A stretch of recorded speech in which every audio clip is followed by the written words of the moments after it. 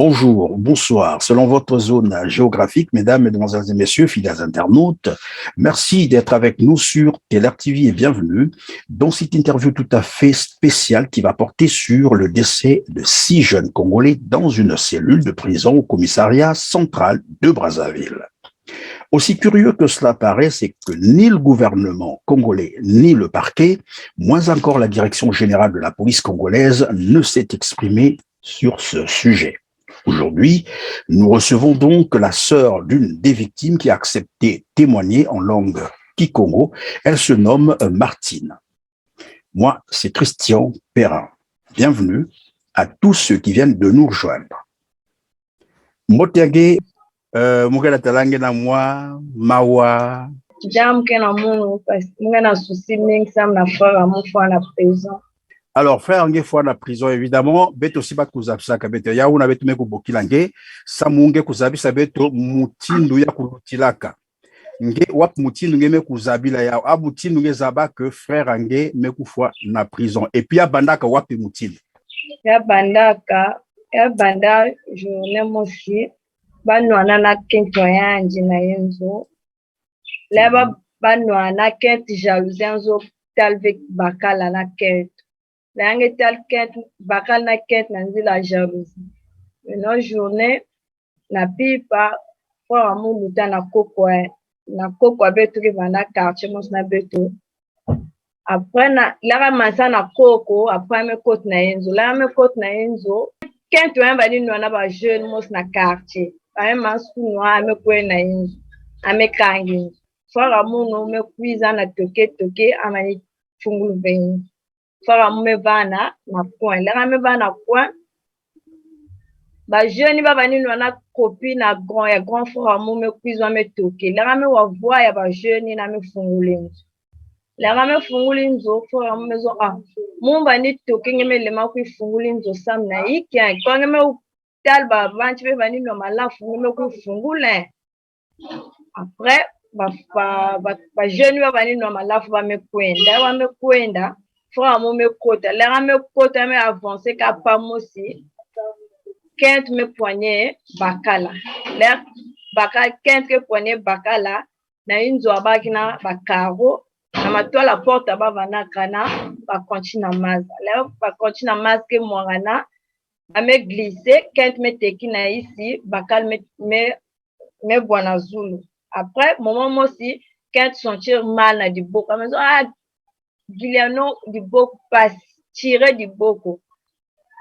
ame tirer diboko au fond la maison choc la maison il faut que na tout dans l'hôpital ame quoi il faisait 22h dans ce qu'on a 23h, l'heure est grave. Je me pointi na raid de bus, ba le mana vous taxi. Jakarta va ni luta, ba m'arrêter Jakarta. Ba me côte na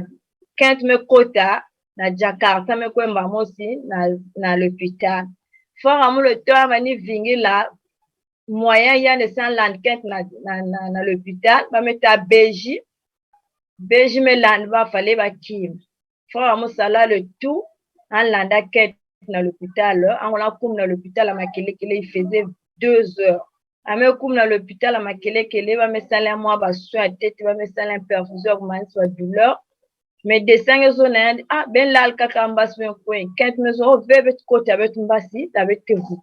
2 heures, il va me saler tout, va me cuise, va me côte na inzo. Bas na 6 heures, va me vumbuka, va me coincer dans l'hôpital. Là, va me couper dans l'hôpital, faire un moment bokil mou. Ngeka à côté maison, mouke na inzo. Puis mbangu dans l'hôpital à Makele, mouke na problème. Mais bak son me kwembal mos dans l'hôpital à Makele, ni kuna fa mouke expliquer comment. Là, fa mouke expliquer. Elle explique nge histoire qui na kuzonza ye. Ame expliquer mon après quelques minutes, maman me cuise. Là, maman me cuise. Quand vani na nani na kwesal radio batala iki mezoya na dibo quand me maïs na radio ba me ko na salle d'attente na kuzingi la docteur na utala na utang radio ina maintenant vingi la maman me kuiza ana demander quand me iki kamezoyi ki kabe na noana iki quand que na vuna na maman que mani traverser goudron kavaki me ramasser me ko de l'autre côté. Mon côté me va maison parmi bazole nani ke nazonza vérité bakal ke zo marqué beba bani noana kent ke nazonza na maman ke kavaki me nani yanje maintenant nani ke nazonza vérité famille ya kent lera me kuiza côté tani vingi docteur famille ya kent me kuiza ama se expliquer ka façon grand frère mo expliquer kumba bani noana mais yando lanzo ke ba buaka yando mezo ke frère mo balendi beaucoup. Après, et donc, voilà, après histoire Nyosina, après Kilutaka. Après, le docteur metal radio, il faut passer à la bande alcoolisée, mais soumanga. Bet me resumanga na maman. Bet me resumanga na maman, bet me gnat na docteur me ça bien bande alcoolisée. Après, docteur, il y a ma kele maison, il faut bien qu'on a CHU. Na CHU là-bas kwenda na CHU beto momo kwenda avec ka frère muno na kento na grande sœur à kento ba kwenda là me kum na CHU frère mu côté avec na docteur ba bi frère mu na nganda ka kento na grande sœur à kento côté na docteur à CHU là wa me na CHU grand frère me bokil maman à côté nge benke la beto nous a beto ka na yinzo c'est bon beto na cuisa ame ba taxi me puis ame kui na inzo ba masazo mame comme grave na sosa maintenant mbongo maintenant quand ya grande sœur à madame m'a s'est expliqué au ba maison za il faut que 500,000 na kusala opération il y a du beaucoup maison 500,000 ba me bokil mama kubuta Kent, mama Kent que na zonza que mumla côte ve mambu na ke mambo l'amour Kent bakal ba menwan ba zole ni bakal ke kipe mam nyos mun mukla côte amun ve ya ke mambo l'amour me manku posoni mam ke bakanzili ke kwenda après deuxième jour ba me kwenda ba me changer docteur maintenant ba sala déjà traitement ba grand frère musuma manga bon tubétique ba bimnyo sa somba. En fait, ça qui a des équipes plâtre ou bien bavandi. Pensez-moi alcoolisé kaba salade na l'hôpital ya makele kele. Ça veut dire que mukwa zenganave. Ye muzave comme muzave kutang radio, ye muzave. Deuxième fois me changer dia docteur ya talangai. Docteur ya talangai me peut dire ka pri ya di kuna bakena kwenda ka bazol bakena tve bakala baba ni kotka bazo na docteur bakal vani koinvo ko na docteur atalanga maison zo il faut 350,000 ame kuidia bame kuzo na maman maison yake dia 500,000 ame 350,000 c'est bon bet na kona fouiller kumbo bet na kona fouiller kumbo maintenant bam bet me la dia bame kui bame bet me ame puis dia beto bet me nanye yo bet me changer dia docteur ba me zo dia docteur pour la troisième fois dia me zo docteur à docteur il me zo il faut 250,000 bet me zo avance il y a 100,000 c'est-à-dire ben famille à Bakala ben me zo 100,000 il a coupé sa avance donc avancer bon. Troisième jour, là-bas, puisa, là-bas, 4 ans, docteur, il faut 250,000. Il faut mettre quoi na docteur, na ma tour. Docteur, na sa bakala, na ma tour. Grand frère, maison, amuke kwen, mon atalavi mambo est clair. Il a atalavi maman, me force un kwen, kasinge kwen ve, peut-être que penser, tu me kim. Kwen, kakamba, na vinambo, maman, me bak 1,000 francs, me remettre, j'avais un foot taxi. Avant kwenda maman maison na Kent benin bena kwenda ben kwenda vena nzila ben bi ko swana nzila ben kwenda tal docteur yimba kwenda na grand frère na matour ame kwenda mbalmo seni kuna ba kona tulenge na prison na centrale bet zaba bet pa mo marqué 19h bet na wa appel oh c'est la famille Loubakien oh oui moi na benga na centrale ben cuisa mba in 19h mais on a maman bet kwen na frère bet mo frère bet mara quelque part awa bet mo kwen bet mo expliquer frère bet mo ben biru kwen bu ben kwen kambas mbas na 6h bet mo vumbu bet na maman bet kwen na central bet me kwenda bet me ba me vandis bet na bureau et ben enquêteur il va ni landa wa mambo hapa maintenant ba me basi ça grand frère mon na prison na ba me note ba me ku vandisien kuna na central côté même qu'on a talent ba me basi na prison na ba me note ba me vandisien ba me poser maman ba question ba me poser à façon ma banda maman se me expliquer là maman me expliquer frère mon na ça expliquer quand que vient na zola bakal zone o zone ve ange bandi ange make ange salamu make frère mon zo défendre ange pas over en zone so me fallait maman maison za ku zone ve glia no 24 suite awa déjà ba me salaire ku mo ange 24 suite ku zone après bet maintenant ba rezona beto ben kwenda ben resosumbo ba enquêteur rezona ben resosumbo betna maman était bakandi la bete kwenda bete bika ka famille ya kento na grand frère donc Martine si me comprendre bien la bakala zonda ben kwenda sosa mbongo ina wap mbongo dia kabakala kusosa na ku compléter il a ben avancé que c'est-à-dire les 250 000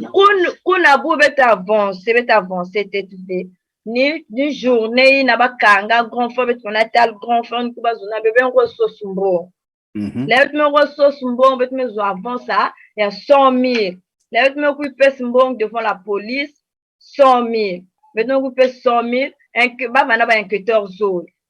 enquêteur ya kakina ya moi gabarit maison za ben basi ça bakala maintenant enquêteur kaki maison ve faut ba lungis mbongo yana nge basi ve kentinga na tala pasi kwa di bok ma se sika di bok na baska ma finya make ya kaki nge son faut ve basi sian et après kuna ikiluta diak après ba me bak ba baka 100 000 ba maison na betu ben so mbongo ya ku basi sianji betu maison c'est bon betu so mbongo monte ba pesa avec na basi sianji 72 000 bazona bet na basi frère bet na prison il faut bien attendre 72 000 pardon 72 000 cela veut dire que 250 000 tete ya famille ya Kento kena kusosa mbongo na 72 000 francs CFA ya la police samba basi ça bakala na prison après bet me basi là bet me basi bet me kwenda bet me vutu na enzo après mardi 2 bet me kuizana 50 000 devant la police. Là, un banqueteur met Alberto, bet me zo bet na 50 000 bet na sok basis na o fait faut bien ajouter na mbongi na ben nataka ben ajouter ça mon montant 10 000 bet yando olam bubaka mbonga nzona ba fin ba kwizo ku bak mbongi yan la me bokil ba fin allo olanzo ben ku bak mbongi yana na de ma façon la santé kent ke na zonza muna la ve mu di pokwa ma se bola ma se sika ni kuna enquêteur manga ka 50 000 dollars baka manga mbongi bet me vutuk na yinzo na bet me vutuk na yinzo bet me quiz na ba maman bet me quiz na ba maman maison après ce que ça ba me mambo après ba enquêteur akaki na il va ni baki bet moi il va ni baki bet par maison maman qui benge sala ben point en verre famille na ben bakwa en sentiment peut-être ba kenji mbongi na samu ba retirer plainte bakal basika bet na pipi na bet katuka ma déjà 17 ans bet me katuka na central makul bet me ko china inzwa yanji côté frère mon bani ba côté yande sigi na bani la bet me ko bet me toke atamu di boke na bola me ba na kona tele na banzila anga na kona tambula kanji ba veyange kwenda après la ben futa enfin la ben futuka kana mbongo ina iki salama diaka bet me zo maintenant rendez-vous ma maman me bokil ba na téléphone ba men di mo rendez-vous ina ni jeudi la bet me ko kwenda kuna na centrale ben me futuk dia na centrale bet futuka ve na centrale bet me ko maintenant na inzo famille ya Kento bet me ko kuna bet me zonza il faut même basi ken bakala ba wa mezo na ku basi bakali il faut même pesa 150 000 na bikana 150 000 kelve yande sike basika maman bana kana 100 000 ama ajouté kuna salle 200 000 la maison ba 50 000 mais bika mulangu zoya peut-être mercredi muko ku 50 000 muko ajouté pas côté ba bana ba me mag bu bien ben lungi 150 000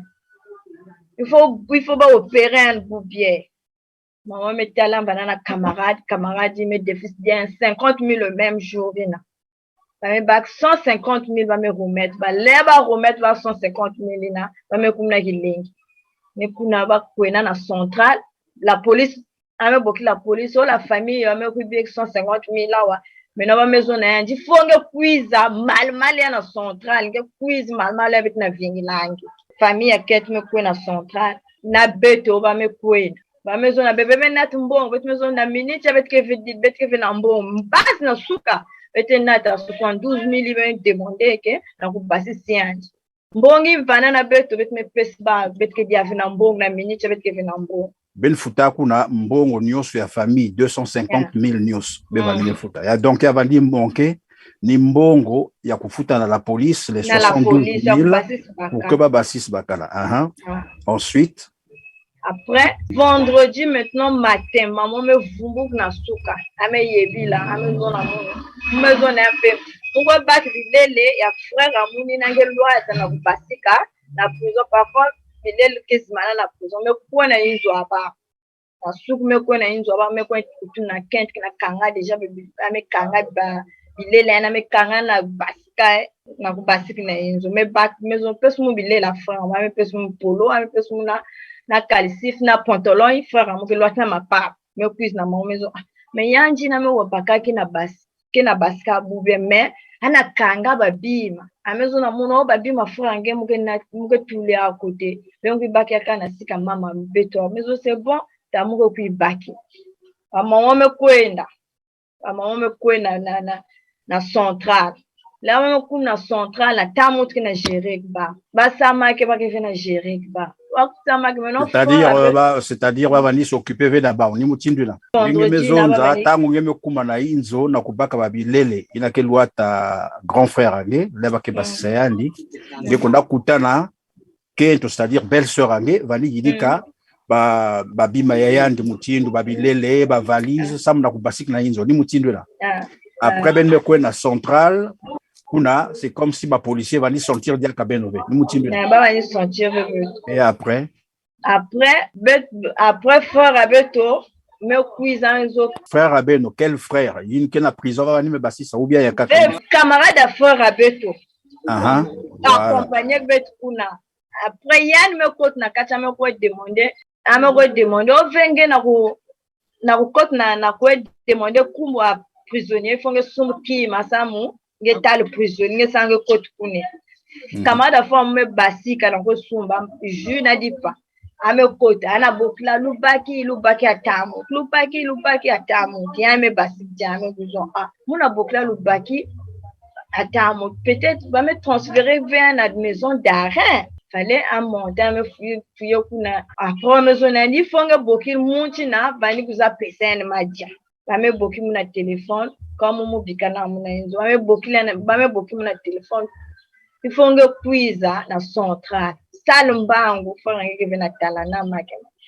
me back taxi mbamo si central la me kuna central me kota ame retourne na bureau na côté pas enquêteur que vanda ba me trouver kuna na camarade frère moni et frère moni bet baba ke côté ba ke basi mu mezo yiki kake na lutaka ba na gérer veille ki kake après moment moi aussi ba me back mun ba me natuno na manima na la police ko ba me ko vandi sumo na bureau ba me saison na muno ça arrive ton frère met ça le malaise il n'est plus là il est mort ba me nata corps na CH comme rebela as sala kiza as mani premdiavi me fungul trousse me ça le tout me fungul trousse me pas vonteline me pomper moi nanya kuzon après me pèse mon numéro à caser au coin na CH ne identifier corps aye yangi. Attends, la zone CH, c'est-à-dire dans la morgue, il y a CH, après muke basika na kacha central kwa maman vana nanga la muke talaka maman muke crier ya glano me fouet muke bois dia la muke bois ba me ramasser jamu peut me ba taxi direction la morgue à CH na frère amoni na peut kwena CH nani pesange numéro ya casier policier ni policier donc il y a me pesange numéro ya casier pour que ngwe kwentala na Moko ni kazi na identifié. identifier corps ya frère ange ni mutindu na Betime kuma na CHU, betime kote na bureau ya major, a maison amuno, pour me identifier, ba me ko fungula la morgue. Ba me kote son côté bana ba corps bana superposé, mais frère amu bana na vrai ici. Donc bana na 6e position. Ba maison na ba muke na lenda ve utala, il faut bien sa lumière, ça mutale bien. Pas bani soigner mais maison muke na lenda ve utala, make muke len faut que uza bien, il faut bien sa lumière. Ame sa torche ya téléphone, ba me katu corps à tête, maison yan vers 2e, yan vers le 3e et si yan vers et le 4e yan vers, et le 5e yan vers, le 6e maison ni yan. La maison, c'est bon quand je me reconnais, il faut que je maintenant samedi, et puis na acte de naissance, c'est dit ça, mon, va saler na casier, va kangen na droit, va saler na casier. Peut-être me badi à taxi, peut-être me vous tourner. Là, me vous tourner une zone, me vous na ba maman, me sont vraiment qui va que penser, tiens que coulou na, il faut que vous tout coulou ba ou ma que, peut-être me badi à taxi, m'balmos diaka, c'est un, je vais tomber au coup diaka, na 17h. La maison na mo ben coin kaka avec ça avec qui ben coin na ben vutu ka samedi na suka ben vutu ka samedi na suke il banani zabisange na kuvutuka samedi na suka la police babata la mort mais bazabisange bapesange numéro ya casier na kukwenda tala casier na batula frère ange mais curieusement lange me kumba na la morgue yanke diaka na casier ve mais batula kaka na toto ni mutinde batula baka na toto ba nyon donc ba ontasek ba una toto mutinde ba sala ba mbisi ni mutinde na ba sala ba na toto après ba maison mu fonge na acte de naissance c'est ba tous les na casier samedi na souka me frère souka me bet me koendia kuna me ko futu papier mu futa indire 1000 francs. Après, me cuisiner na major, maintenant tout na chef à la morgue, maison na il faut me expliquer na pour bet na penser quand que maison na fait pour na ba noana na ketouan ni ketouan qu'on a quand me expliquer chef à la morgue maison c'est bon, il faut bien reporter plainte na famille à Kenchi la passer une sala que enlèvement sala. Après ba me à maison tu viens qu'on a bien reporter ça comme abena na me cuisiner son drap. Ba me sale en kumbo ya normal la ba me katulianji la ba me tout le papier ba tout le tete papier quiz la na yani ba sonika na muzave na sonika papier na ela kifumo comment va na opération papier la ba katula papier na mutala papier va na menga donc muzave si ni opération funguka si ya façon muzave ba me kangianji attends Martine côté ba tout la papier na batula ba numéro ngeme katul papier na ngeme constater menga vanda kuna ni mutindwe na ngeme zones aussi diambo ya opération donc yam kuzwa opération depuis quand exactement opération indienne zoya la vana na 6 ans abani na quel âge na mekufwa ange moi na 86. OK donc ngeme katul papier na ngeme constater que menga vanda kakuna donc me rouler na drap zone me rouler na drap ba me big en kana toute maison ben tout les na ka veiller est-ce que casier comme la mort que saturé là va corps au fur et à mesure là va corps que basique a t'avait tout le bas na casier t'avait tout les na casier donc ça veut dire que na leur il va valizo zabisingi ya kwemba ka ba drap kufuta mbongo batula na casier ngeme kwenda kusala ngeme sala ba mambo nyoso. Mais natango kutola casier ba bezabi sange que ba casier ya vide quel dia kave et ba ke bikel kakana toto kuna ni mutindo na ba bikel kana toto kuna après maison mais ben la bikel na toto ve là ba ke basi ba porte ba ke remplacer ko na ngeke save ki ma ba ve na bo mais ça ba dia taxi me futu kama na ngebe za bisula nge kwenda kuna na kutala corps ya frère ange il fallait ba katula ya tete ya zole ba mekatula ya ndive ya tatu pe ba mekatula ya ndive ya iya ba mekatula ya ndive ya tanu pe ya ndive ti le 6e donc ina vanda kana ici ya bapangi nyoso ni frère ange ni mutindo na mais ba fois il vanda na zulu kuna ina vanda banani ba aussi ba fois na prison kuna maki ba expliquer muno na la mort kuna. Donc bato la mort expliquer que baina nyoso banataka babandaka na taina ni la bac kuza big 6 na 6 ba kuza big mos banda permettre me anena go bengo tulka ba ben tulianka maki ba bata la mort mezo ve yana kina pema ben na tete na l'hôpital ben na tete baba ni ma ou ben na tete la bac va ni ma fallait ba me force ba me ça le tout ba me natia ba me futulien. Après un moment, moi, je vais vous donner un camion fois que vous avez si pas de main en zila, pas jardin, donc là, vous avez déposé votre corps dans la morgue. Il y a un mot qui va dire qui coupe ma tête. Avant la morgue, maison dans la policier à la bas qui n'en attaque pas ou que mon pays a bouillant de fois, ben nous vous dans l'hôpital. Et bantu la bak me manga me kuzonda ti beno kutula kaka yandi kuna bantu la morgue me kuzonda ti betenda kutula muntu ya moyo na la morgue ve befo na kufutuka na yandi e la tagu bantu la bak me kubaka yandi me kukwenda na yandi mwantangu fyoti ba me kuvutuka diaka na muntu cette fois-ci muntu ngo ya kufwa. Donc probablement que bakondaka bon na luputu wake kuzonda kwa achever c'est-à-dire bakona donc kuna bemuza ba jave ikiluta kuna kaba bata la morgue expliquer kumuntu. Alors donc metala musaba tiake jambo ya pasi ngeme kutala corps ya frère ange après ba mezabi sange na kukuza kubaka corps kon na kukuza kubaka na kwenda kwa enterrer yao baza sange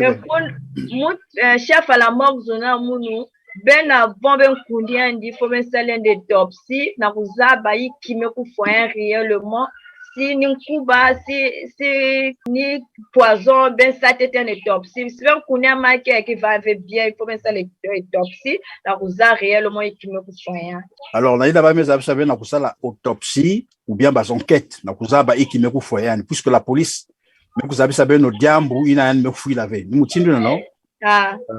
Ben me loba kusala autopsie yango bet ke vena mbonga kusala autopsie mbongo nyonso vana na betoni bet pesa na famille bet kona def même ya ba ni dette même que na bet ça parce que c'est ça là. Donc ben me sala autopsie ve sa mbongo ikeleve ina ben vandaka na ya uni na ben me kufuta na likanda ya kento mutindu na mais est-ce que ben me konda kutala ba bantu ya la justice ben me konda kufunda na la justice ben me porter plainte abunu kuna aussi abunu ben kusala yine si bet me salver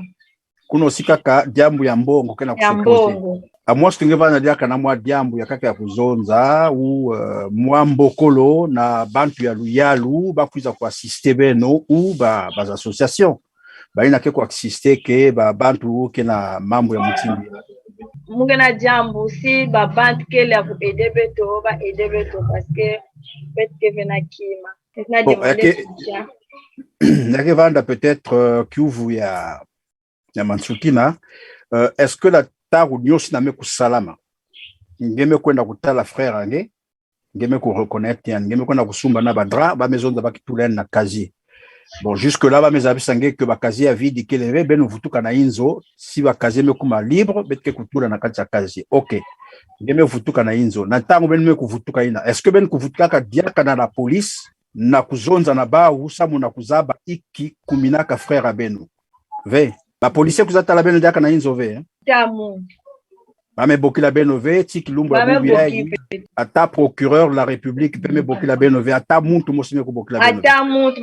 bagi na ba numéro abeto même ba me boki na mbongo ba mani harceler na téléphone chaque heure chaque minute harceler na téléphone mais leur frère à mon foi on les va boki même muno frère me faut pas boki la vie même maman ti boubia esi bagi boki la vie bagi na numéro à maman bagi na numéro à mo pas boki la vie. OK bukanisa babantu mekulanda beto na mutindo ngeme kuiza ku expliquer ba ina ke kulandila ka ba mambo ya ngomba bake peut-être da tangu bake kuwa diambu ina ngeme ku expliquer témoignage ngeme ku pesa balenda kukumina beno sur place benkena wapi ville Brazzaville ou Pointe-Noire? Benkena Brazzaville. Benkena Brazzaville. OK matondo mingi na bamvutu nyose na ngeme ku pesa munu na biuvu ya munu mekutonda nge mingi surtout la courage ngeme kuzwa ya kuzonza sa mutimu za bati tangu diambu yake kukumaka ya lufwa beti nyose ke kubandaka ya kulemba mengeme kuzwa courage ya kuzabisa betu bamamvu nyosi na mekupesange matondo mingi yeyina ke kulandila babantu certainement bamfumu wa luyalu bamfumu ya bas association peut-être que kutala wa mutindi wanda ku landila diambu na samuna munu bubu yayi mukanisati mbabeke futukila dia kabeno na kulanda bansango ngo mutindi yake na kutambula mutindi yake na kuavancer en tout cas na bamvutu angenyo sina ngeme kupesa mu. Voilà, mesdames, mesdemoiselles et messieurs, vous avez compris que, bon, nous sommes arrivés à la fin de cette interview tout à fait spéciale qui a porté sur les 6 jeunes qui ont trouvé la mort dans une cellule de prison à la maison, disons, au commissariat central de Brazzaville.